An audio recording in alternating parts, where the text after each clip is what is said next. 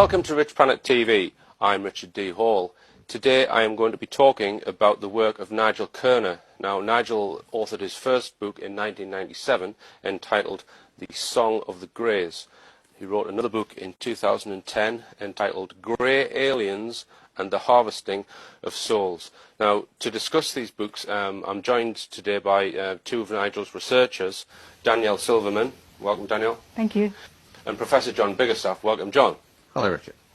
Given this scenario, and what Nigel hypothesizes is that really in the same way that I mess with organisms on plates, that these guys were messing with us as a species, really looking for advantageous genetics. They only care about whether they can mess with our genes more efficiently.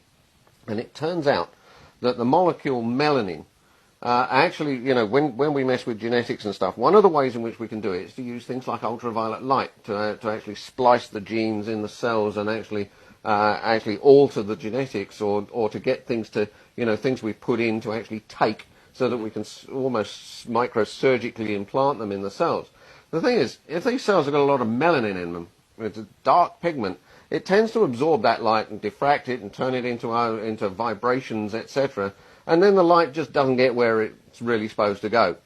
And faster if deliberately put in there. Right. But there is a special, do you want to explain the special about melanin and how it protects the cell, the DNA inside the nucleus? That's very important. Part of the reason you can't do these experiments, you know, where there's a lot of melanin around, the melanin actually in a lot of people, in black people, it's actually spread out through the skin. It spreads out through the cells and covers everything from the actions of the ultraviolet light. There's no doubt in people with higher melanin, natural higher melanin, that it's far more likely that melanin will be coating the nucleus, the cell wall of the nucleus of the DNA. Now, the point about that is that ultraviolet light, which is often used to splice DNA, is blocked by that melanin. It absorbs it. It doesn't allow it in to interfere with the DNA. And it could well be, and this is Nigel's thesis, that this was a blocker for them when they were trying to genetically alter the species.